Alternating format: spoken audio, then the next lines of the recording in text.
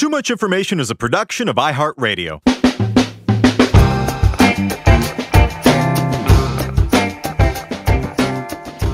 Hello, everyone, and welcome to Too Much Information, the show that gives you the secret histories and little-known fascinating facts behind your favorite movies, music, TV shows, and more. My name is Jordan Runtagh. And I am the Naz with God-given ass. Yes, you are. And in case that hint doesn't clue you in, today we're focusing on something very near and dear to both of our hearts, and many others as well. Of all the pop culture monoliths we've examined on this show so far, I'm probably hard-pressed to name one that has such a special place in people's hearts, with the possible exception of Baby Got Back. To call this one of the most influential albums in history is underselling it a little bit from my perspective.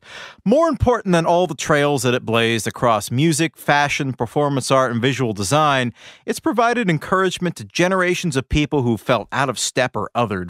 In so many cases, this album gave people the strength to embrace their inner freak and unapologetically be themselves, just like the man who made it. I'm talking about David Bowie's Ziggy, Stardust, and the Spiders from Mars, which turns 50 years old this week. Heigl, in our Stairway to Heaven episode, you talked about Chuck Klosterman's theory that every guy, or at least a certain type of guy, goes through a Led Zeppelin phase. And I'd argue that most artistically inclined, sensitive people that I know went through a Ziggy Stardust phase at one time or another. Did you? I was a total dilettante until basically my mid-20s. I mean, I had Changes, because that was what my dad had, the greatest hits. And I loved it. I don't know what I was an idiot. I was like, I love all this. I will not investigate further. like a total dummy. These are some of my favorite songs. I'm sure there's nothing else out there.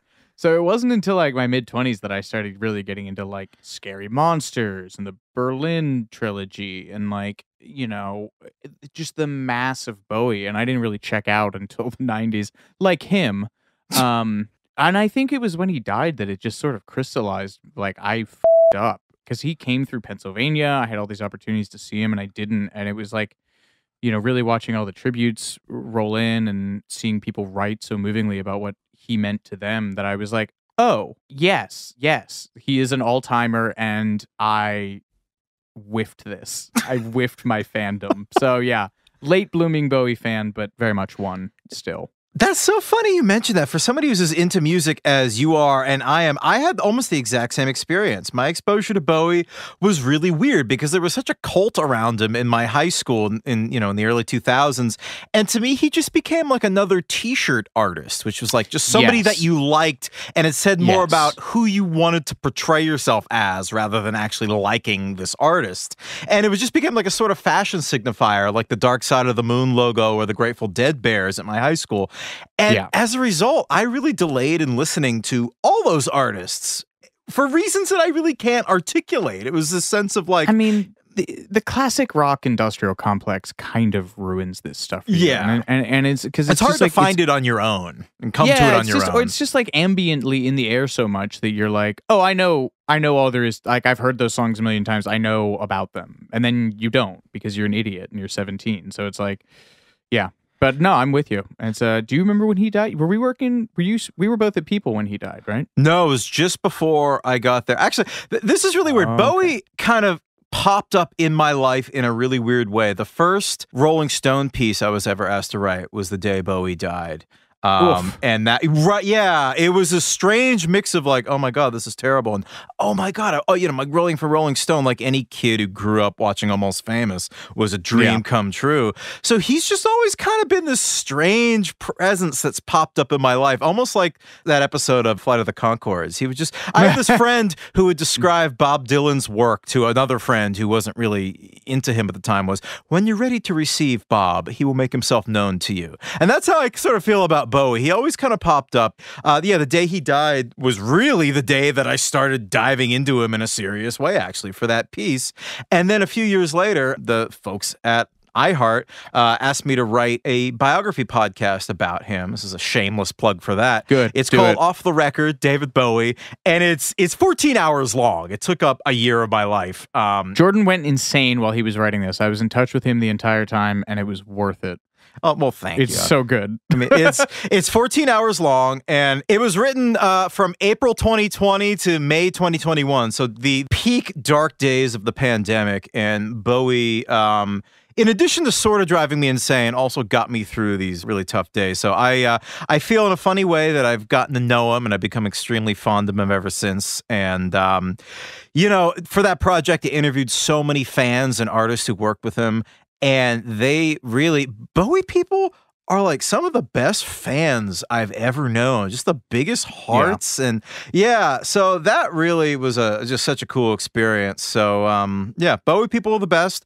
And I hope we do them proud with this episode, which, you know, Bowie broke so many boundaries and defied so many expectations. So in keeping with that same bold spirit of innovation, we're delivering our very first two-part Too Much Information episode. Exactly. We really hope you enjoy it. From the eccentric reclusive rock stars who inspired the character of Ziggy to the legendary piano used on the sessions, the funny connection between Starman and the Wizard of Oz, and the moment Freddie Mercury stood front row center for Ziggy's grand unveiling, here's part one of everything you never knew about Ziggy Stardust and the Spiders from Mars.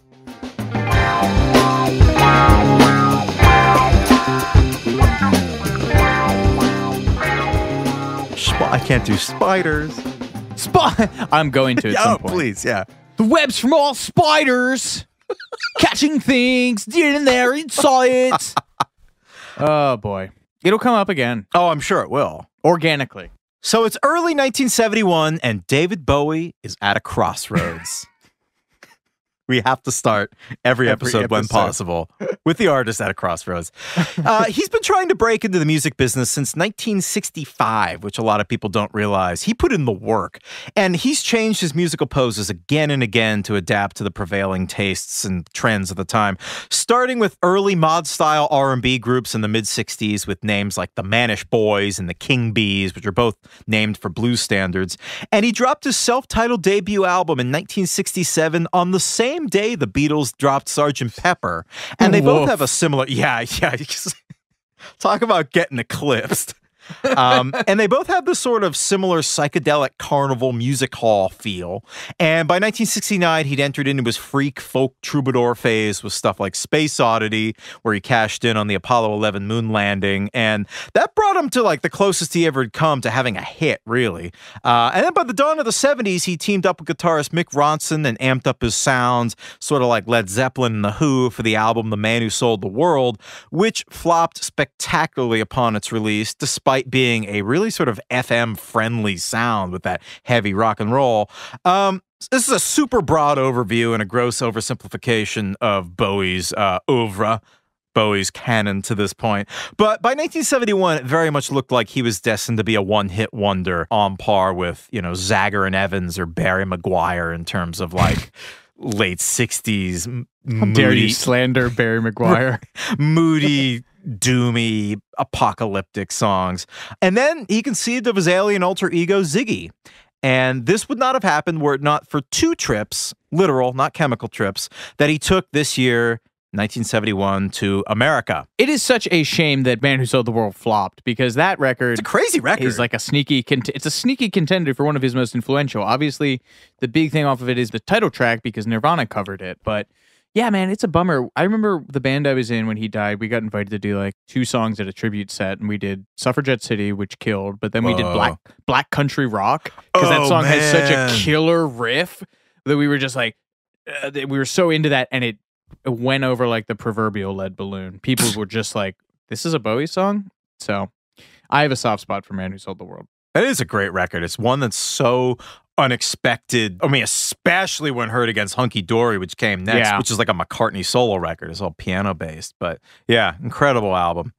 So David Bowie may have been English, but Ziggy Stardust was born in America. In many ways, the United States was David Bowie's spiritual home. It's gleefully excessive, larger than life, and filled with contradiction. You could say the same about Bowie. You could be whoever you wanted in the United States. I think that was really what differentiated it from the UK at this time. And this place had mesmerized David since he was a little boy. I mean, growing up in England, all culture was American, you know, I mean, from Disney movies, hamburgers, Coca-Cola, Elvis. It just seemed like America's chief export was pop culture. So his first trip to the United States in February 1971 was a big deal. And fittingly, it was in Hollywood, the land of make-believe and movie stars where anything seemed possible, that the Ziggy Stardust notion really began to take root, and he sketched early notes for it on hotel stationery and cocktail napkins. And initially, the Ziggy Stardust idea was conceived as a Broadway-style production, and the score was going to serve as a new album. And this is because, from Bowie's perspective, rock and roll had become, by 1971, really dull. And he felt that it embraced showmanship, but not theatricality. And despite the recent spate of rock operas like The Who's Tommy and The Pretty Things' SF Sorrow and Arthur by the Kinks, he thought that all the other elements like clothes and set design and lights and dance moves and acting were all treated as secondary to the music if they were attended to at all. And David wanted to incorporate all of these things. And he'd recently caught a performance by Alice Cooper, who was sort of the new gender-bending shock rocker on the scene at the time. And he was extremely not impressed by the whole electric chair, straitjacket, boa constrictor routine. In fact, he later said that he felt embarrassed for Alice because he basically seemed like so much of a tryhard. Yeah, he said, this is a quote, "I think he's trying to be outrageous," David said at the time. "You can see him, poor dear, with his red eyes sticking out and his temples straining. He tries so hard. I find him very demeaning. It's all so premeditated." That is rich coming from Bowie, by the way. But I would just like to take issue with that for a number of reasons. One, while Alice Cooper's pretty firmly lodged in the popular consciousness for like the decapitated baby shtick and the shock rocker thing and sort of being this Marilyn Manson precursor, a lot of the early press around him that Bowie would have been reading around this time centered around the gender stuff. The naming convention of naming this band, and by the way, his early band was called the Spiders, so Spiders! Yeah. The Spiders count stands at... Yeah. Ding! They talked about this all the time. John Mendelsohn, Entertainment World, who would also go and write about Bowie, said of Alice Cooper, he looked like a nightmare vision of unisex run amok.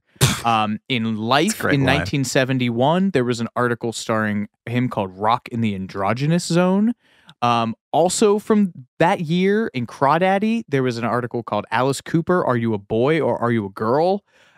In Milwaukee Journal, there was one called Alice Cooper of Freaky Rock fame is just an all-American boy girl. And he's been really written out, I think. And as early as 1969, he was saying in a magazine called Poppin', people don't accept that they are both male and female, and people are afraid to break out of their sex thing because that's a big insecurity that's doing that. So I think I just want to give some shouts to Alice Cooper, and I think Bowie slamming him is Bowie trying to distance himself from someone who, as with many other people, he would promptly rip off. That's my Alice Cooper shtick. Thank you for coming to my TED Talk. Thank you for that. That's stirring defense. Also, those records slap. Yeah. So this LA trip was in February of 1971, and in September of that same year, Bowie traveled to America again to sign his new deal with RCA Records. And this label was home to Elvis Presley, who was Bowie's birthday twin, in addition to being, the king of rock and roll, and he saw himself as the heir to the king's throne. And all in all, this trip to New York was a big deal for Bowie, and he had some new friends that he wanted to meet in town. The cast of a very, very, very off-Broadway show called Pork. Heigl, tell us about Pork. I want you to really... Well, they don't teach pork in drama school. It has been described somewhat uncharitably but not inaccurately as an orgy with arty dialogue. The script had been, heavy scare quotes, written by Andy Warhol, culled from over 200 plus hours of recorded phone conversations with the factory kids, who were also in the cast. And this was such a common thing around this time. I mean, Lou Reed's whole thing was just jotting down stuff that he heard around the factory and making it into songs. And it's very hand in hand with Andy Warhol's literally factory, like industrial approach to art. Like, well, we got to make a play now. I've got all these conversations laying around. This is now the play. We have a play. Anyway, these are just some of the wildest people alive in this. They talk about it extensively in Please Kill Me, which is the punk oral history. Just flashing their boobs during performances. The plot of this thing has full frontal nudity, masturbation, homosexuality, douching on stage, simulated coprophagia with chocolate pudding subbed in as the real thing. I felt dirty just reading that. The run lasted a scant few weeks in the heady summer of 1971, but somehow they got an offer to perform in England, which is like... the English Something was lost in the translation there. The English didn't know. It was probably just the Warhol thing, right? They were like, oh, Andy Warhol. The English didn't know it hit them. An actress flashed reporters outside of the Queen's palace. Other cast members were busted having sex in the bathroom of a pub. Yeah, that tracks. It seemed only natural that such free-spirited attention seekers would find their way to Bowie. In fact, they were some of the few Americans who actually knew who he was. They had read David's first major profile in Rolling Stone earlier that year, and they were intrigued by the photos of David looking very androgynous in his long hair and, quote, man dress. So it reminds me of this anecdote about Iggy Pop, where his lawyer came and picked him up from jail, like out of the drunk tank or whatever, and he was wearing a dress, and he enters the cell and he goes, Iggy, why are you wearing a woman's dress? And Iggy pulls himself up and like dusts himself off and he says, I beg your pardon. This is a man's dress. And walks out. Yeah, so this cast of the Warhol Factory freaks, they hit England, they decide to look up Bowie. And you put this akin to, what's her name, from the basis of Legally Blonde, writing all of her stuff on pink paper. Like, if you put yourself out there, the right people will find you. And be the most authentically you, and it will attract the right people and the right kind of attention, and you will be seen for exactly who you are. I think this is another great example of that. And this next anecdote will undo everything that you just said, because they were not impressed with David Bowie and the version of himself he was at the time. He was kind of in this transitional folky phase. He was wearing baggy pants, this big hat, and doing an acoustic set. And I think the quote from one of the Warhol scenesters was they loved Angela because she was like pregnant and like behaving really outrageously. And she was American, and so she had that kind of like, I interviewed a few of these factory people, Cherry Vanilla and Tony Zanetta, and they both said the same thing, that David, I think the word they used was kind of a drip. Like, he was very quiet, and I mean, because he was a shy guy. I mean, that's the thing that they would always remark on, was he had the capacity, kind of like Marilyn Monroe, to just turn it on, and everyone in the room would just turn their head to him when he didn't do anything, perceptively, but just his whole energy would change. But he could also just completely disappear if he wanted to also. So, yeah, that's kind of what they said. But he was in this kind of awkward phase stylistically and, fashion-wise, but also they kind of got him in a shy mode. But it's funny because they go see David's concert and they're just thoroughly not impressed by this kind of folky drip that they see on the stage. And then they invite him to go see their play. And, it's like Leonardo DiCaprio on Titanic, like, want to go to a real party? And then he sees everything you described on stage, from, homosexuality on stage, douching, etc. And this completely shattered his mind, because it had only been 3-4 years since there had been a censor board that had to approve all plays that were performed in England. I mean, so this was just, this is 4 years after homosexuality had been decriminalized. I mean, that's what we're working with here. Yeah. And the kind of gritty urban grossness that they represented was like a long-time obsession for him. He read beat poetry, he read the Kerouac novels, he loved Velvet Underground. And so to see this seriously underground stuff suddenly performed on stage, especially after David had spent so much of his youth, reading all the beat poets and Kerouac, and as you mentioned, Velvet Underground's music, and, John Rechy's City of Night and stuff like that, this completely blew his mind. So he went to see Pork repeatedly and got close with the cast. And in fact, within a year, many of them would be on his payroll, essentially. The other thing that he got from them was the notion of being on. Always be closing, always be on. So Jane County would later say, we kind of took David under our wing, and we all decided to help him out. Glam him up and make him more outrageous. We can quibble over their role. I know some of these factory types are great reverse rememberers. They do resent him because a lot of their slang expressions and stuff would show up in his song lyrics, and he did borrow a lot from them, but their influence on him and his has been kind of overstated a little bit. Yes. in your saying. No, I don't know. Okay, so I'm just going from the Please Kill Me thing because Jane County does talk about, she fronted this proto-punk band called the Electric Chairs, and they were sort of the also-rans of the Maxis Kansas City and CBGB scene. Like, they were this really wild band, but they never really caught on in the same way that a lot of their other peers from that scene did. And she has been very adamant about her influence on Bowie. You know, she says in Please Kill Me, David loved my songs, and so I sent him my demos. He loved them and wanted more, so I sent him 3 sets of demos. Man Enough to Be a Woman, Are You a Boy or Are You a Girl, Queen Age Baby. He wanted to take me into the studio and produce an album, so I sent all my music and little bits and pieces started showing up on his albums. So, her words. So the castmates, obviously understating this somewhat, but Pork made quite the impression on David. And so when he gets to New York, he decides to look them up.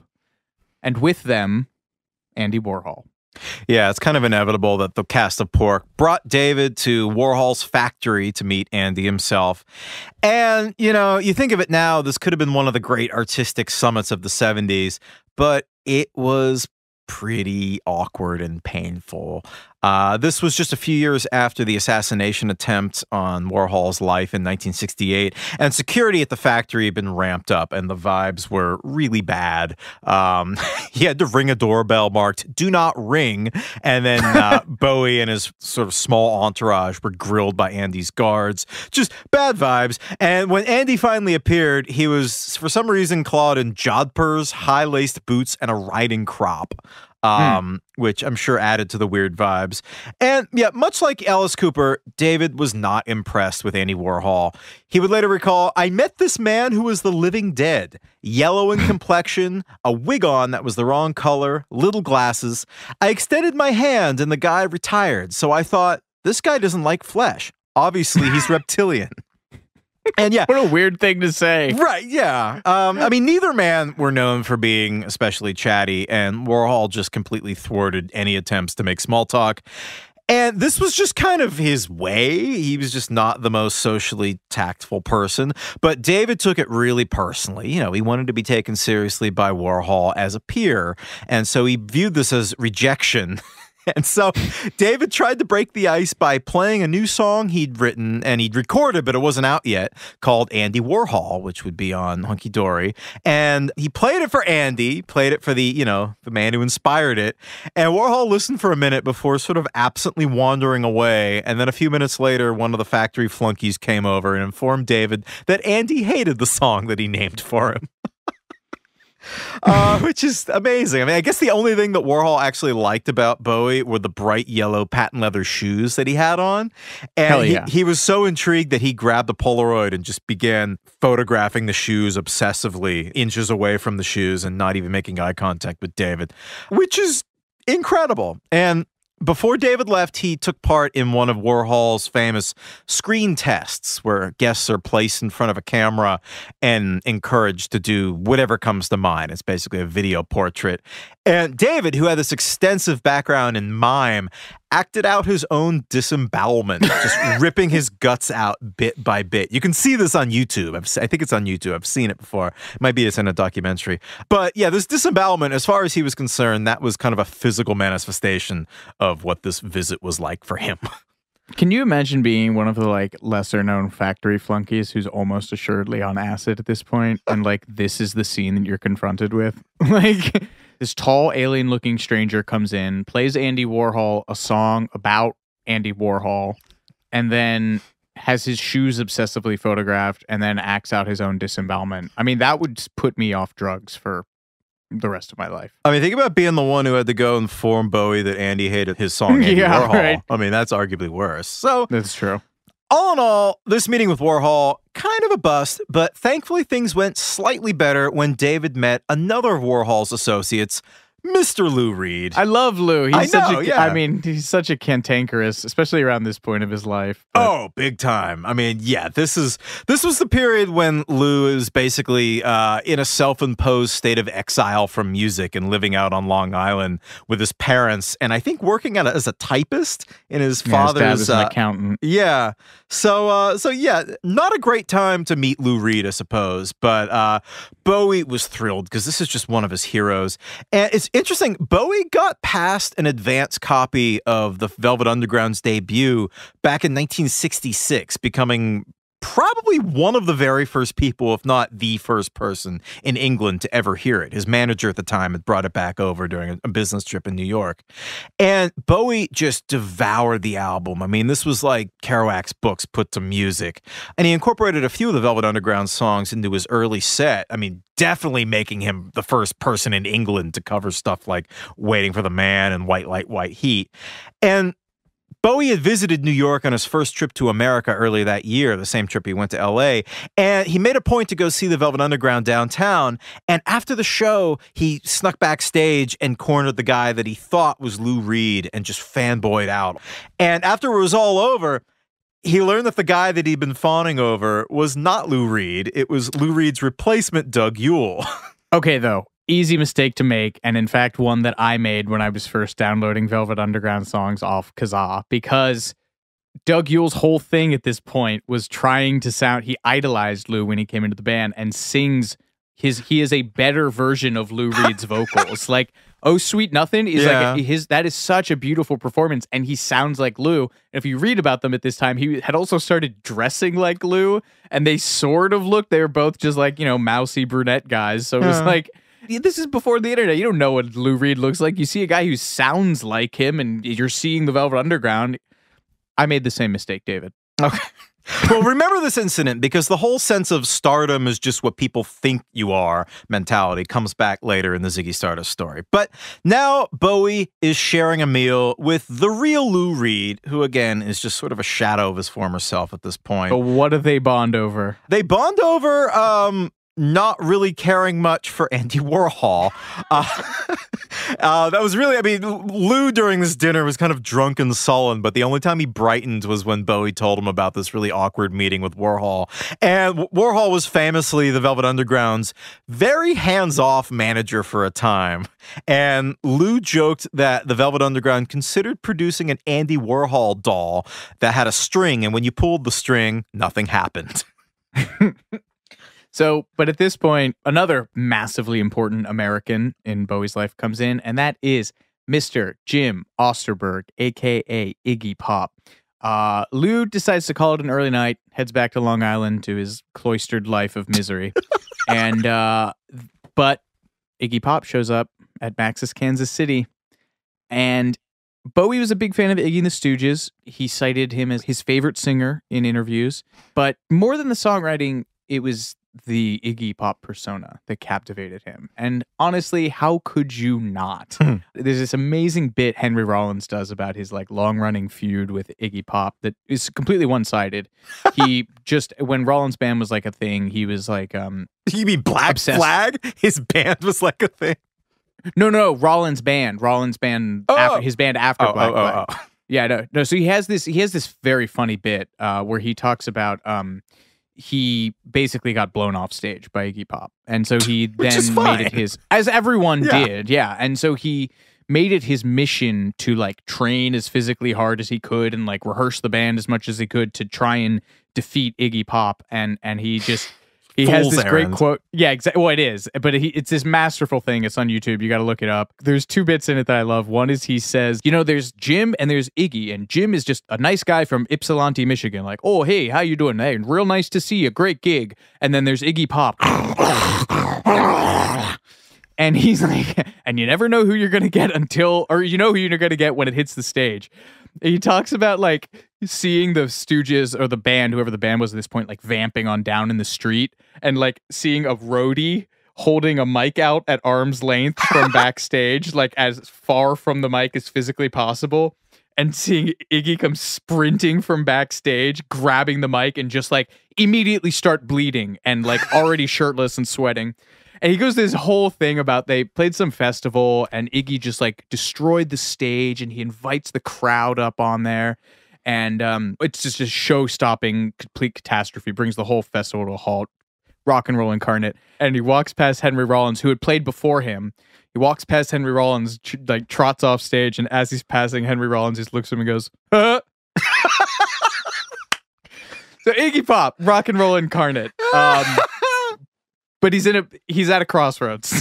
He's In in a bad 1971, place. he is at a crossroads. Like Bowie, he's at a crossroads. And on someone's couch. You know, the Stooges were never destined to be they were a sprint, not a marathon. The band split.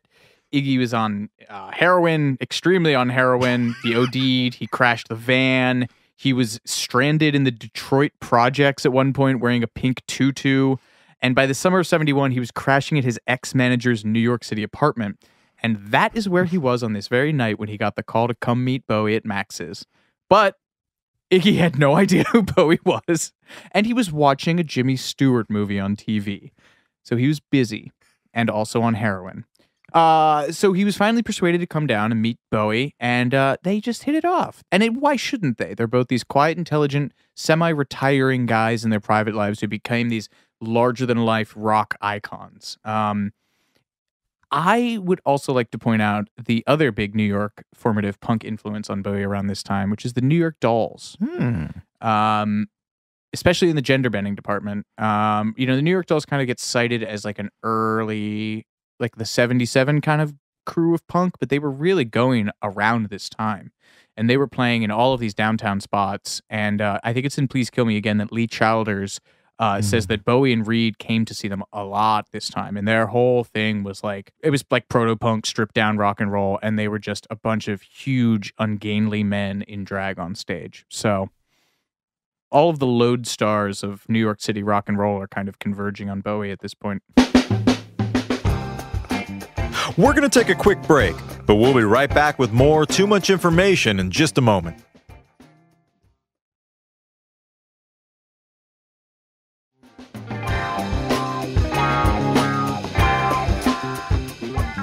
So you have these two trips to the United States. You know, if you think about it, the trip to Hollywood in February 71, that provided the Stardust, the whole, dramatic on-stage element. And then this trip to New York, that was the Ziggy. That was the, as we mentioned later, a lot of people have theorized that Ziggy was Iggy with a Z, but we'll get more on that later. So David gets back to England in the early fall of 71, and he begins to assemble his own custom-made superstar, Ziggy Stardust.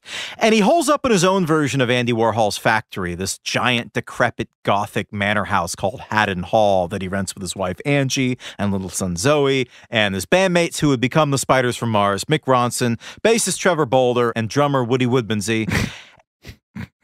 That guy's fucking name. Yeah, I know. It's really hard to say. The most British shit ever. Sorry. Woody Woodmansey. Yeah. And this whole custom-made superstar notion was derived in large part from Andy Warhol, who was a painter who branched out into film and music. And he incorporated all these mediums into large-scale happenings with a capital H, which were really some of the first full-scale multimedia events.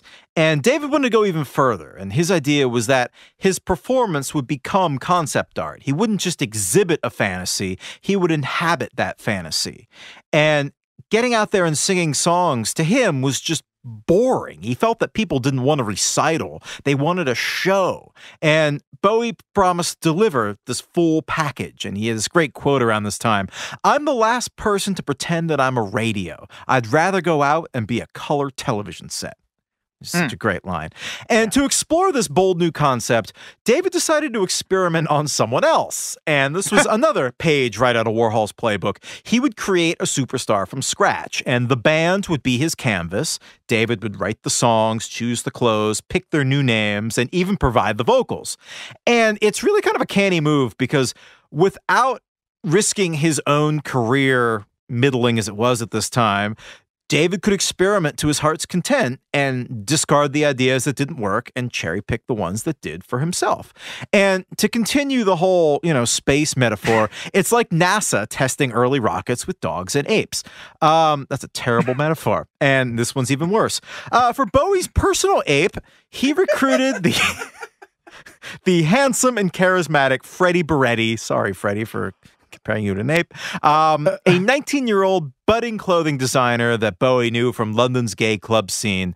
And David rechristened Freddie Beretti as Rudy Valentino and steered him into the studio with a kind of ragtag group of musicians that Bowie called Arnold Corns. That was the name of this band. I guess That's awful. It's a terrible name. Supposedly taken from his love of the Pink Floyd song Arnold Lane. But yeah, terrible band name. Now, in the annals of rock and roll history, the band Arnold Corns seldom gets a mention. And this is really not surprising. They released just 2 singles between 1971 and 1972, both of which are mediocre and both of which sank like stones on the charts. But despite their total lack of commercial success and their truly horrendous name, Arnold Corns deserves recognition because they were the prototype for Ziggy Stardust. The guy that Bowie hired to be the frontman, Freddie Mercury, he couldn't sing to save his life. So David went full Milli Vanilli and secretly sang on recordings of 2 of his new songs, Moon Age Daydream and Hang On To Yourself, both of which were destined for greatness on the rise and fall of Ziggy Stardust and the Spiders from Mars album. But these early versions with Arnold Corns, they needed a lot of work. The tempos were kind of sluggish, and the vocal performances, I think the keys were wrong, and he sounded really kind of thin and reedy. It wasn't a good performance. So Arnold Corns, commercial flop, but by no means a failure because it allowed Bowie to toy with alter egos and high-concept pop, and now he was ready to give it a shot on his own. But there was a problem. What was that problem? The problem is David had just wrapped Hunky Dory, which is still a month out from being released. This is your favorite Bowie record because it's piano heavy, right? Yeah, I mean, I like a lot of the Berlin stuff too. But I'd say this is the most McCartney-esque. Fair, but it didn't fit his vision of this multimedia spectacle, and it also sort of didn't rock. You don't get the crowd on their feet with there's no Starman, there's no 5 years on this. But RCA has socked money into it, but I guess did they say that they didn't hear a hint on this, or they just said, we want more? They just said, get back in the studio, we want more. Yeah. God love him. So he returns to the studio to tackle basically a backlog of songs that he has. This is before Hunky Dory's even out. Yeah, which is, under the sway of Stooges, Velvet Underground. And he told his producer, Ken Scott, I don't think you'll like this next album. It's much more rock and roll. The other big, I don't know if he's an unsung hero. He's pretty much a sung hero, but Mick Ronson is like the MVP, the non-Bowie MVP category of this era. I mean, he's his musical director, basically. That guitar sound is, so influential. They have created a pedal that just lets you replicate what he did with his wah pedal, which was, do you know about this? It's like halfway up, right? Yeah, they call it the cocked wah sound. I mean, the thing about mouth. I know. Hey-o.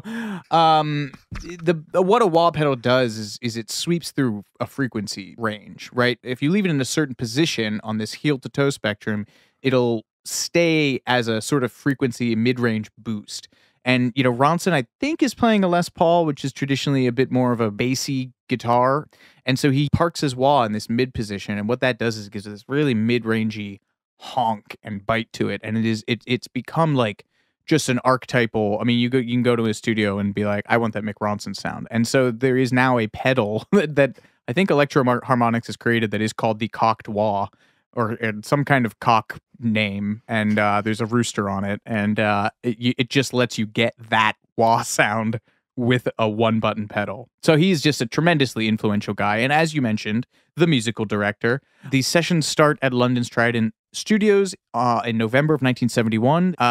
Bowie gets bored so quickly. 2 or 3 takes to learn a new song before he would say, no, it's not working, and move on. Producer Ken Scott says 95% of these vocals are all first takes, which is wild. And Ronson finished his charts in the bathroom, usually like 10 minutes before they were slated to record, because they were on that much of a time crunch. And that's why this, it's a live sounding record. It's a raw sounding record. It does not sound like musical. It doesn't sound like cabaret. It sounds like sweat, work. And now, Jordan's piano sidebar. Speaking of cabaret. This is not a very piano-centric album, unlike Hunky Dory, but I wanted to give a quick shout-out to the piano at the studios that they were using, Trident Studios, because it's arguably one of the most important instruments in rock. It's a Bechstein concert-sized grand piano, and it was used on the Beatles' Hey Jude Elton John's Your Song, Tiny Dancer, and Leave On, Harry Nilsson's cover of Bad Fingers Without You, Queen's first 3 albums, including Killer Queen and The Seven Seas of Rye, Carly Simon's You're So Vain, Another one. Loving You's the Right Thing to Do, Lou Reed's Transformer album, probably best heard on Perfect Day, not to mention Bowie's classics like Life on Mars and Changes. Another one. Plus George Harrison's All Things Must Pass album. Another one. Supertramp's Crime of the Century. Early Genesis albums. Woo! And so many more. And what has become of this instrument, you may ask? Well, this breaks my heart. While the piano was being moved, the cradle that was supporting it broke, and this priceless instrument tumbled into the basement of the studio and had to be rebuilt, permanently altering its sound. And it was sold at auction in May 2011, but the details of the price and purchaser have never been made public, although it's rumored to have been sold for between 300 and 400,000 pounds, so around 400 and 600 grand in American dollars. Somewhere out there is a piece of rock and roll history, and as I say in every episode, it belongs in a museum. You know, if you ever think you're having a bad day at work, imagine being the guy who f***ed up that piano. God. Oh, man. I mean, you can tell. I mean, it's such a distinctive sound. I mean, think about those Elton John records. Think about, Life on Mars. I mean, that's such a sound of like early 70s FM rock. It's, God. Anyway. One of my favorite tracks on Ziggy Stardust is Moon Age Daydream, specifically because I love the unusual sax recorder duet on the solo, and I always thought that was just Bowie being weird. Yeah, I always thought that was just Bowie being weird, but apparently it has a precedent. He apparently took the idea, or borrowed the idea, I should say, from the B-side of the 1960s Hollywood Argyle #1 hit, Alley Oop. You know Alley Oop, right? What did you just say to me? All right, I guess not. The B-side was called Show Know a Lot About Love, and there's a baritone and a flute playing the same line together all through it.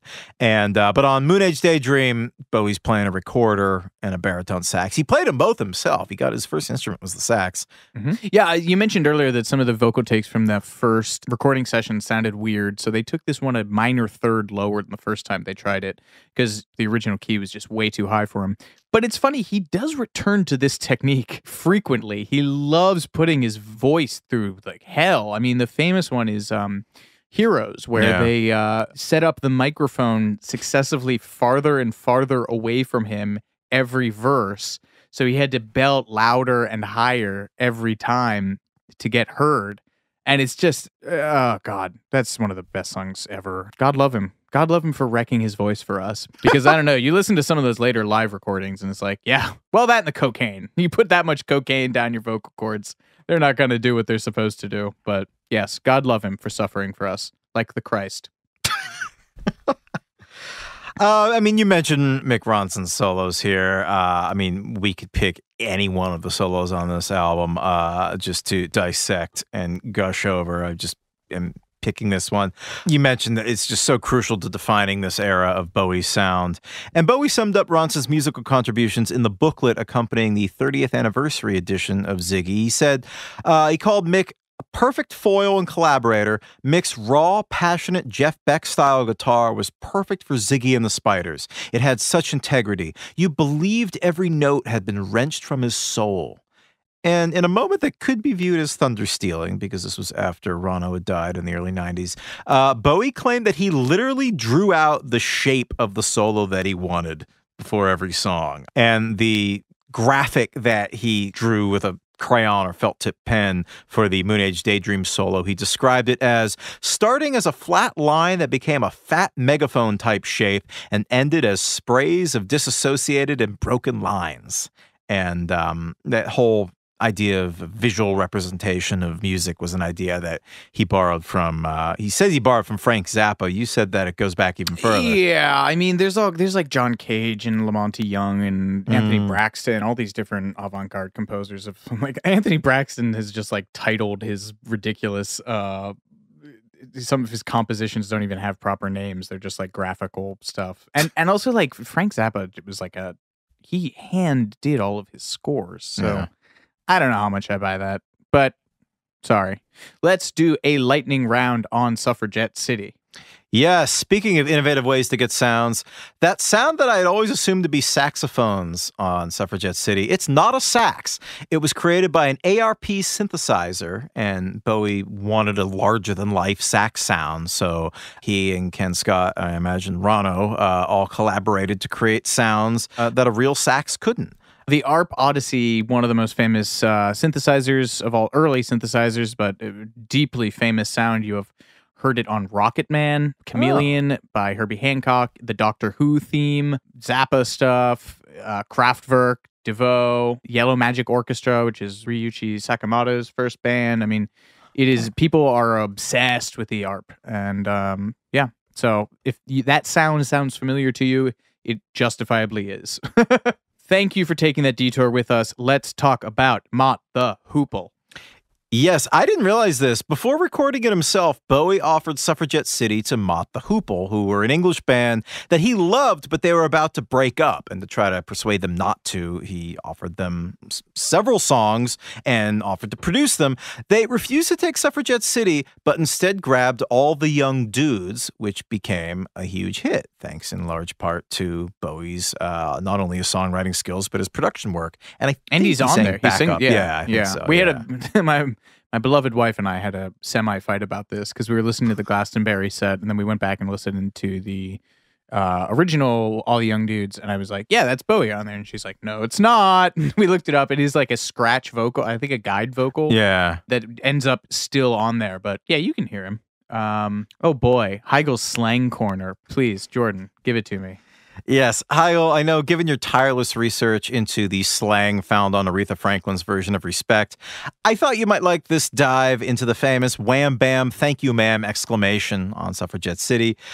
The line is the title of a track on Charles Mingus's 1961 album, Oh Yeah, Oh Yeah, which would have been very familiar to Bowie because he was a massive jazz fan. And according to Mingus, the phrase wham bam thank you ma'am was something that his drummer Max Roach used to say when he was, quote, unable to express his inner feelings. Mm-hmm. I love that. And David is believed to have borrowed the Hey Man backing vocal from the Velvet Underground's 1968 song White Light, White Heat. And this brings us to the album's epic closer, Rock and Roll Suicide, which blends a lot of different influences, James Brown and Jacques Brel. Somehow, probably the only overlap I can ever think of these two people. Bowie has suggested that the French poet Baudelaire helped inspire the lyrics, but there's also believed to be connections to a poem by Manuel Machado called, help me with this, Chants Andalou, which is probably a reference to Un Chien Andalou, which is the Man Ray? No, it's Buñuel, I think. Oh, yeah. That's the Slicing Up Eyeballs one. Slicing Up Eyeballs, the Pixie song reference it. But you say there's a problem with this. Yeah, so the poem has the line, life is a cigarette, cinder, ash, and fire. Some smoke it in a hurry, others savor it. It's in the Peter Doggett book, which is, I think it's called Man Who Sold the World, David Bowie in the 70s. And he is actually talking about another obsessive Bowie fan's research on this. But he points out that David Bowie could not read Spanish as of 1972 and that no English translation of the poem existed at this point.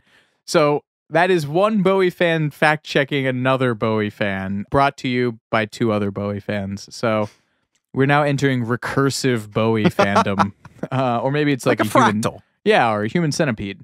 But the line, oh no, love, you're not alone, likely references the Jacques Brel song, You're Not Alone, which appeared in the musical Jacques Brel is Alive and Well and Living in Paris.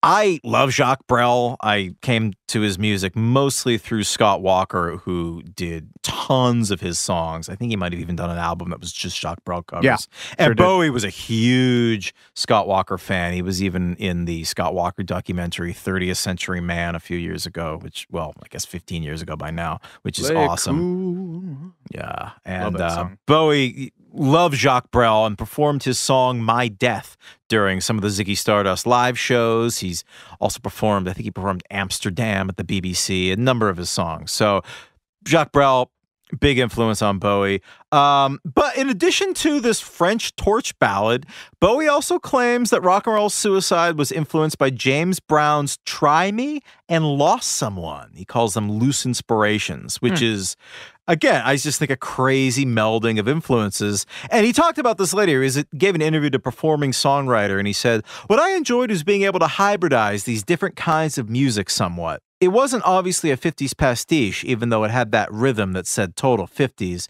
but it actually ends up as being a French chanson. That was purposeful. I wanted that blend to see if it would be interesting, and it was interesting. Nobody was doing that, at least not in the same way." So now that we've gone through some of the songs individually, let's talk about Ziggy Stardust as a whole. It's often touted as a concept record, but it was never really conceived as such. The working title was Round and Round, which is a Chuck Berry cover that was recorded, but I don't think... was it released in one of those mammoth gargantuan reissue sets?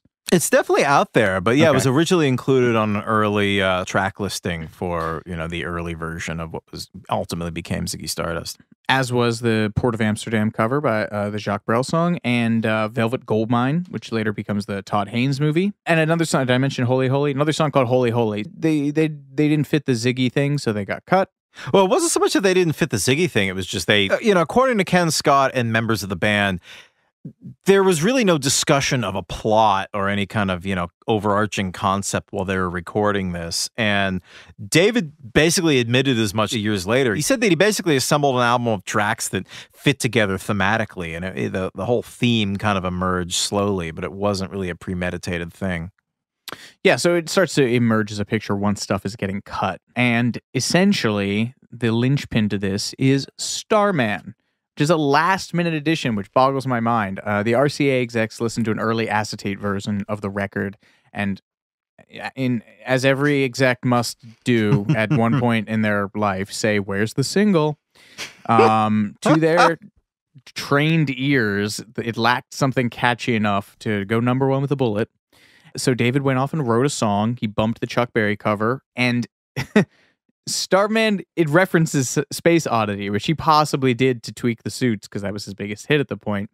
But, it had a lot of other things that went in there. It has T-Rex. We didn't talk about Mark Bolan, but he's obviously a big rival / influence on Bowie at the time. Old friend. They've known each other since like the mid-'60s, and they're basically frenemies. The yellow patent leather shoes that Warhol was so obsessed with were a gift from Mark Bolan. And it's got the guitar figure from You Keep Me Hanging On by the Supremes. And it also has a bit of a Judy Garland nod. That chorus has the octave jump from Over the Rainbow. And apparently... do it for us. Somewhere. And apparently he combined them at one point. He did it at a live performance at one point. He interpolated Somewhere Over the Rainbow into Starman. I've never heard that. That's, I think, in the David Bowie in the 70s book. And with Starman, the narrative coheres. The story becomes this idea of a visionary poet named Ziggy who attempts to save Earth, which is headed toward destruction, ultimately only to be deified and destroyed by ego and rock and roll excess. And, this is not a move that occurs without precedent. The Beatles had pioneered this meta idea of portraying a fictitious group on Sgt. Pepper's. The Who had made their rock opera Tommy, but Bowie commits to the bit. Is what he does more than, he goes method, basically. The structure of the record is a meta commentary on the structure of a rock record. Right? While perfecting the rock record. And also being an A+ rock record.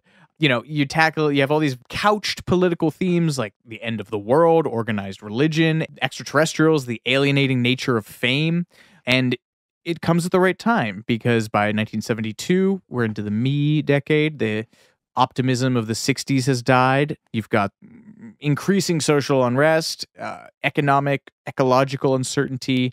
England is into the recession that sort of begets the punk movement, record-breaking unemployment, near constant striking, and coupled with the fact that they're, 15 years out of World War II, so just everything is still bombed to shit. Constant power outages because the grid isn't working. And so it's a very real possibility that Bowie thought there were 5 years left. And whether or not he did believe it, he committed to the bit. There's a critic named Paul Trinka who called Ziggy Stardust a tribute to artifice, a play on identity, an alter ego placed on an alter ego. It had been in David's mind since he first gushed over a guy that he thought was Lou Reed. A star was whatever people thought you were. As you meditate on that, we'll be right back with more Too Much Information after these messages.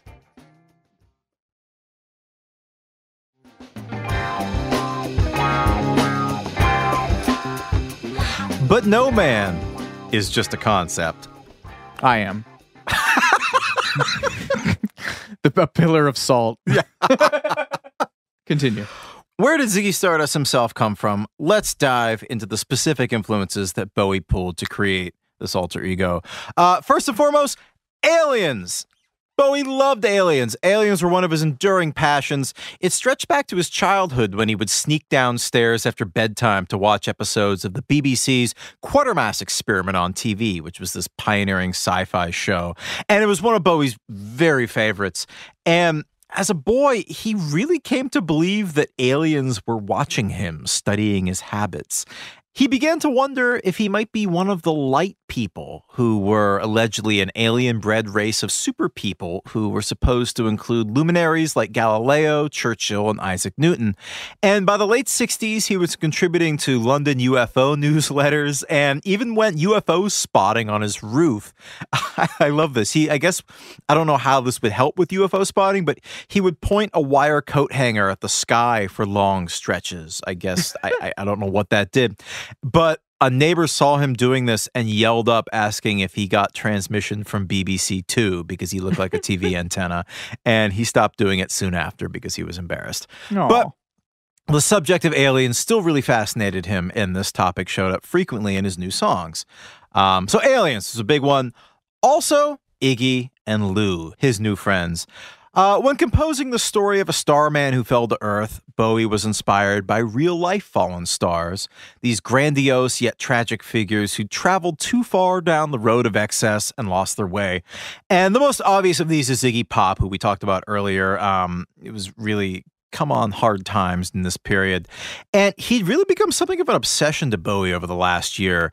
He'd obtained footage of Iggy performing at, I think it was the Cincinnati Festival in 1970. It's very famous early Iggy footage. It rules. Yeah, it's on YouTube. It rules. There's the like one where he's wearing the silver gloves and literally it's that famous photo of him pointing with one hand when he's held aloft by the crowd. Yeah, it's like, I think it's like the moment the crowds, well, it probably isn't the moment that crowd surfing was born, but one of the most incredible early examples of crowd surfing.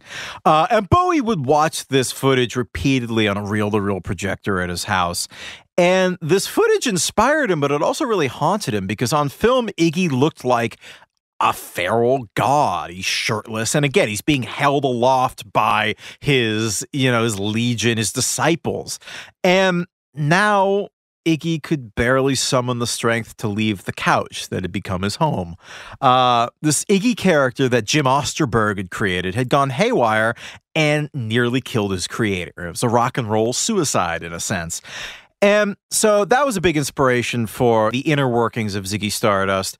And to a lesser extent, David was also inspired by Lou Reed, who is, again, now living with his parents out on Long Island in a state of self-imposed exile from music. Both Lou and Iggy had become victims of the industry and also their own idolatry. And this was really par for the course for 1971, which is a really rough year for music. In the last 3 years, you had the deaths of Brian Jones, Jimi Hendrix, Janis Joplin, and Jim Morrison, not to mention the kind of abdication of Pink Floyd founder Syd Barrett, Fleetwood Mac's Peter Green, and the Beach Boys' Brian Wilson. They all stepped back to deal with increasingly debilitating mental illness. Interestingly, some have thought that the line in the title track, Ziggy played guitar, he played it left hand, but made it too far, was a reference to Jimi Hendrix, who was also left-handed. So David had seen the hazards of rock and roll at close range. And during his first trip to Los Angeles, he had met this guy, Gene Vincent, who was an early rock and roll pioneer. His song Be-Bop-A-Lula is like, one of the sacred texts of early rock. And Gene Vincent was only 35, but when Bowie met him, he looked just really old and sickly, and his body had just been mangled from years of hard living. And just a few weeks before Bowie entered the studio to begin work on Ziggy Stardust, Gene Vincent died. And so that, I think, on some level impacted Bowie. And Bowie also borrowed Gene Vincent's movements on stage. He developed a limp from a car crash, Gene Vincent did. And David used Gene's hobble as part of some of his early Ziggy Stardust stage moves. And he called the hobble first position for Ziggy Stardust. It's a ballet reference, right? Yeah. But the unlikely link between down-and-out musicians and messianic aliens can be found in the story of an early British rocker named Vince Taylor. And Vince Taylor is best known today for recording the original version of The Clash's Brand New Cadillac, which is Vince Taylor's version rules. But in the early 60s, he had a brief moment of being poised to be kind of the new Elvis in Europe. At least that's how they were promoting him. But in the mid-60s, he started suffering a series of really distressing mid-concert breakdowns, culminating one night when he appeared on stage in white robes and informed the crowd that he was, in fact, Jesus Christ. And the incident pretty much killed his career, and he filled his days wandering the coffee shop scene in the London district of Soho, basically ranting at anyone who would listen.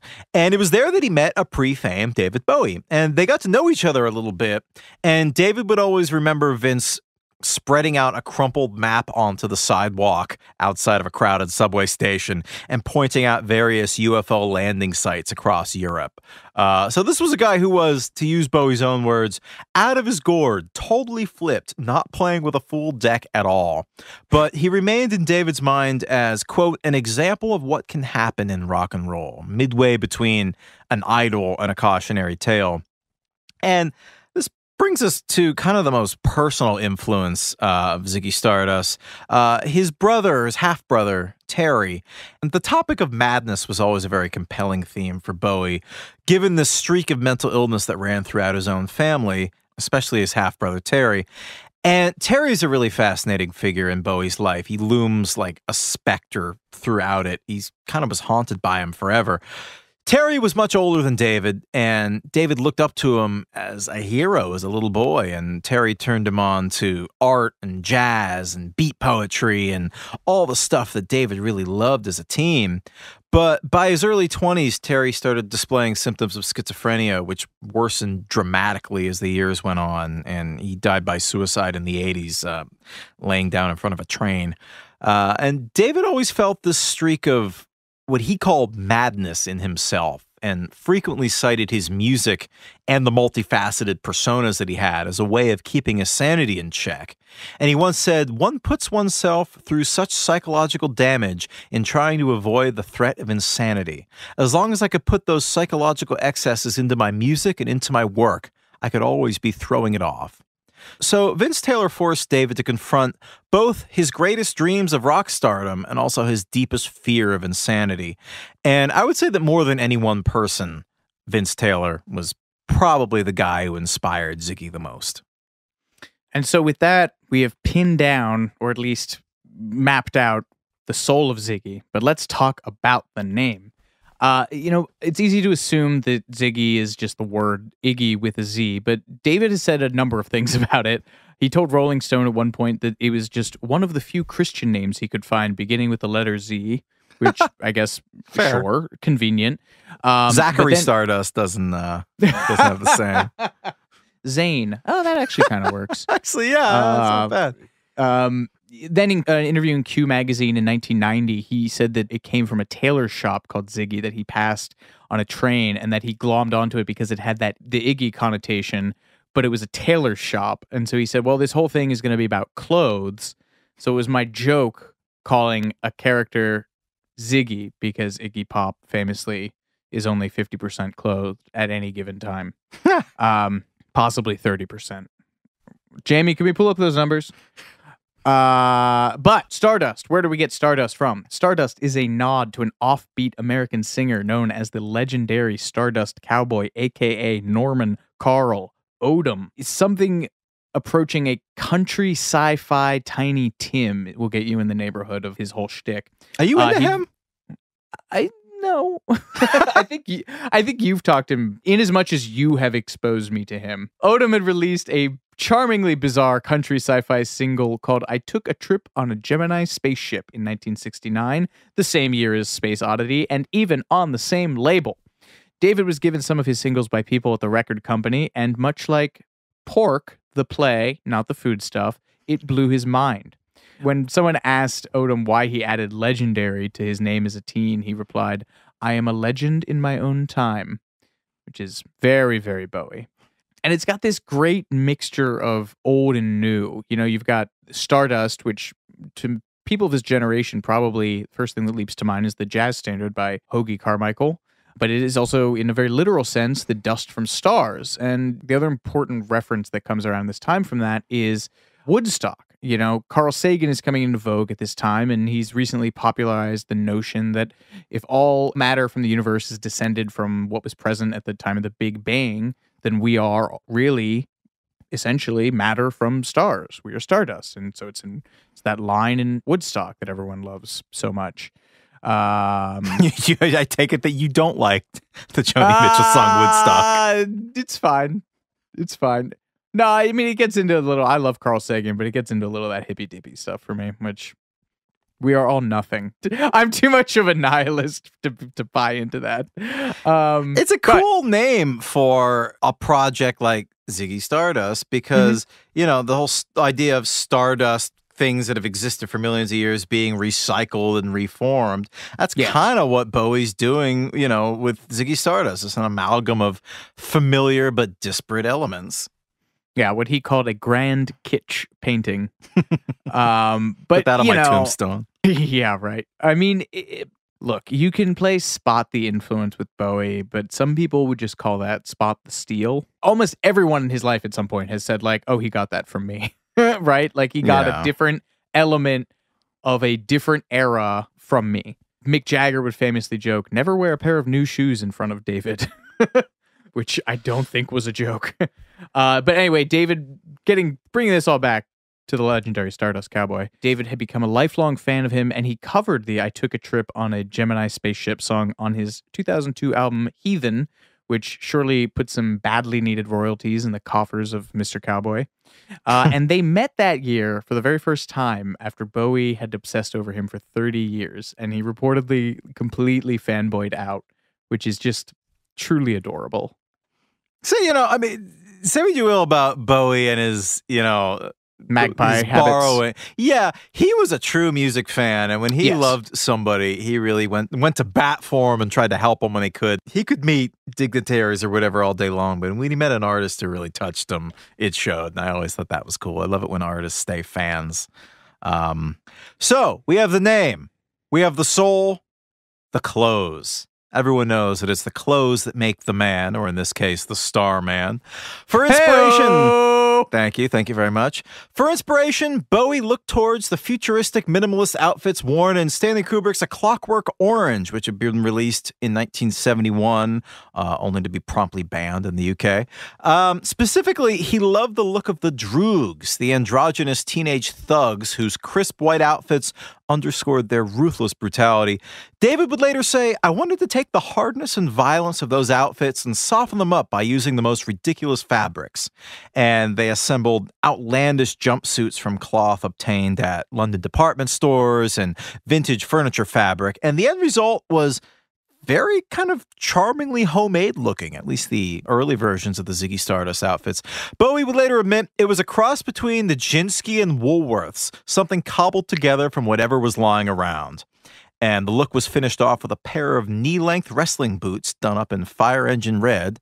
And he debuted the look at his 25th birthday party on January 8th, 1972, a fitting start to a new year that would be defined by Ziggy, at least in his life.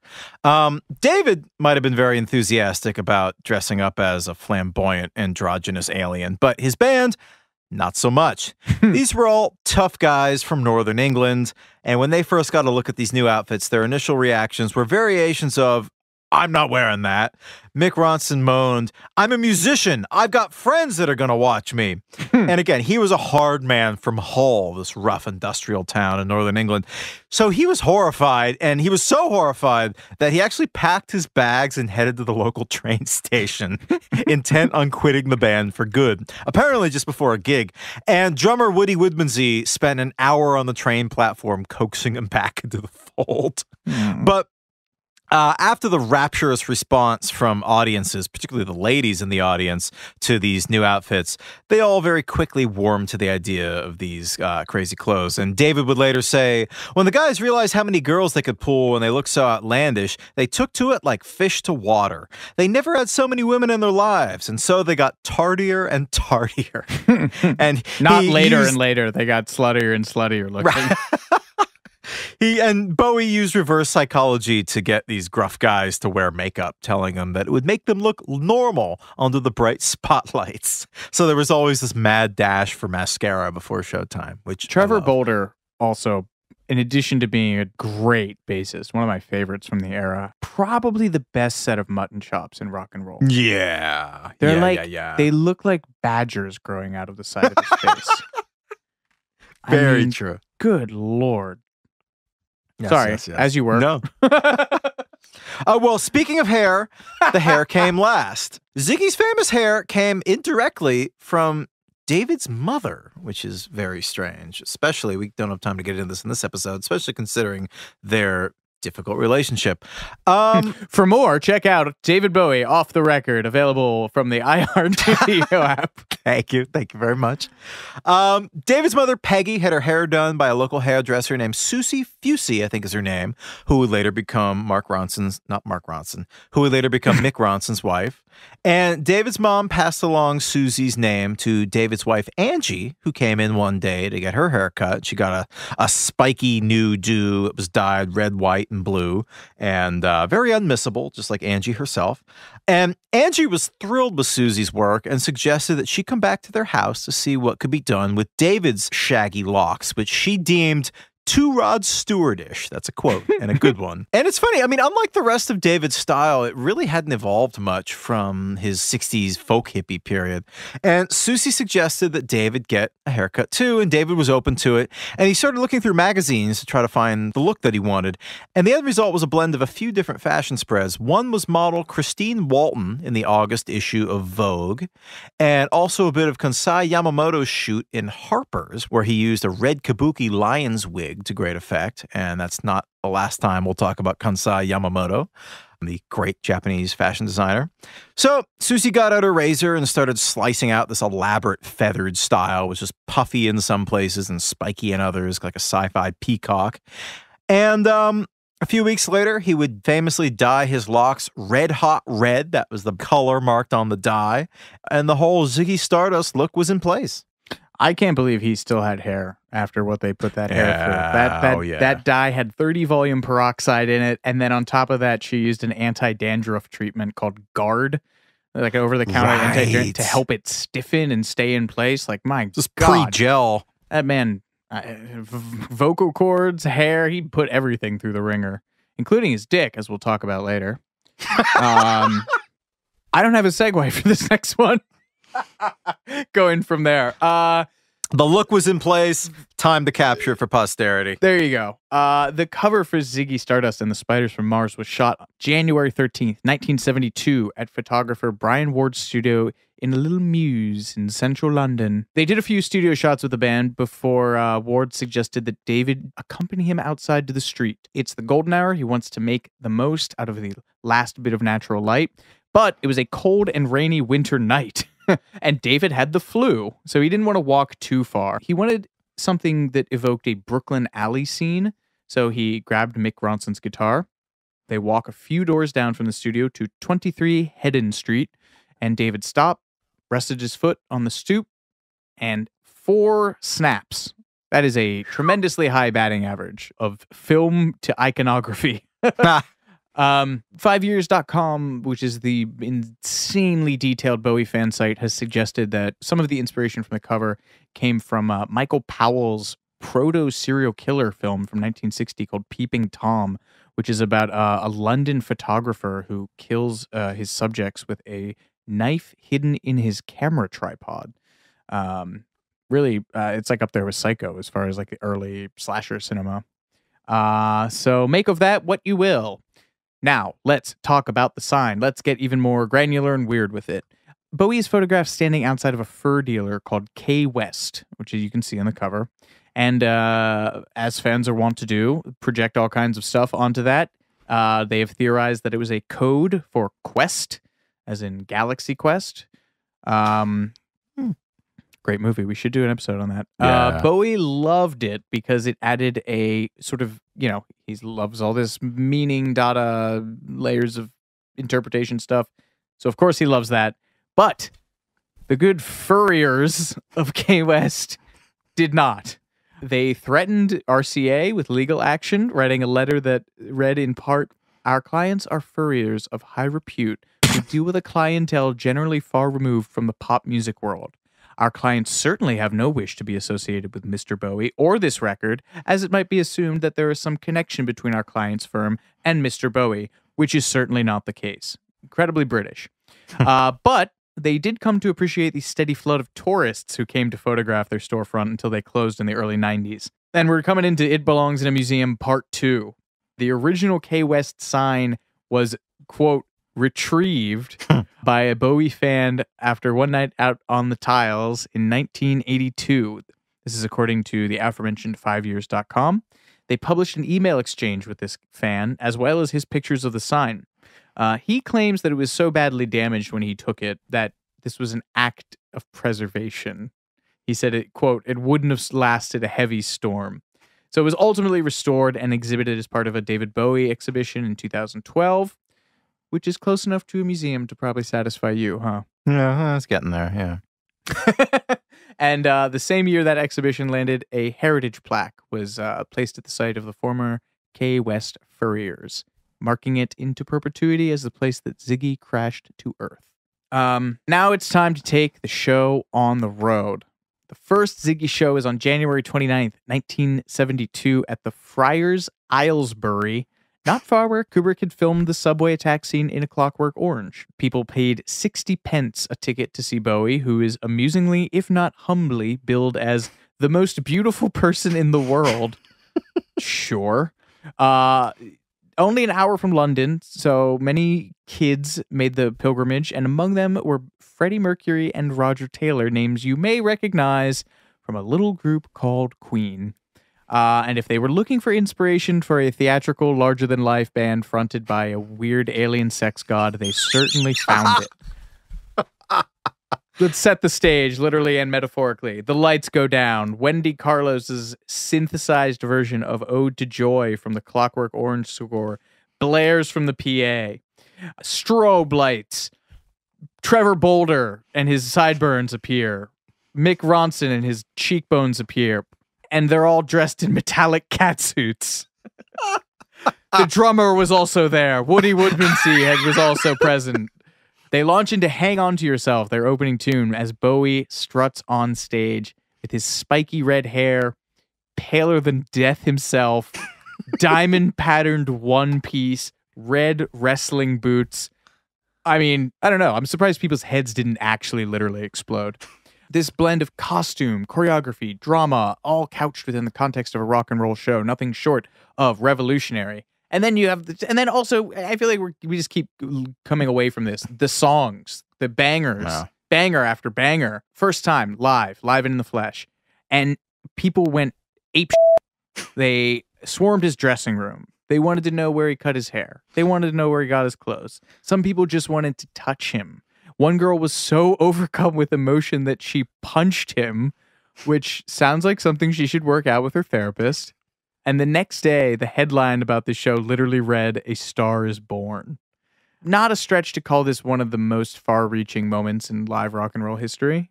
You know, you got your James Brown at the Apollo, you got Duke Ellington at the Cotton Club, you got Miles Davis at Newport, we got Zeppelin at Earl's something. Dylan at Newport. Dylan at Newport, yeah. Beatles Bowie on at- Sullivan. Yep, Beatles on Sullivan. Bowie at the Friars Aylesbury.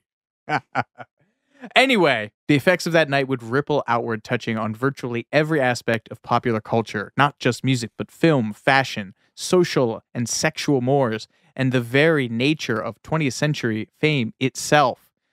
You could call it the night the 70s began. Couldn't you, Jordan? I think you could, yes, you absolutely could. And I think that it's here that we should leave you all, dear listeners, for today. Ziggy Stardust is born. Hallelujah, rejoice. We'll talk about how the Starman made a star out of David and inspired generations of artists on part 2 of Too Much Information, Ziggy Stardust edition. Heigl, what do you think? I am so excited. And all of you, dear people, should be as well. All right, well, thank you so much for listening. My name's Jordan. And I'm Alex. Join us here next time for part 2.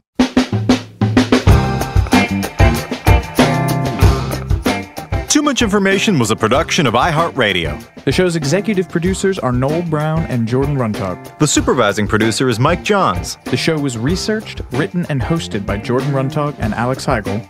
With original music by Seth Applebaum and the Ghost Funk Orchestra. If you like what you heard, please subscribe and leave us a review. For more podcasts on iHeartRadio, visit the iHeartRadio app, Apple Podcasts, or wherever you listen to your favorite shows.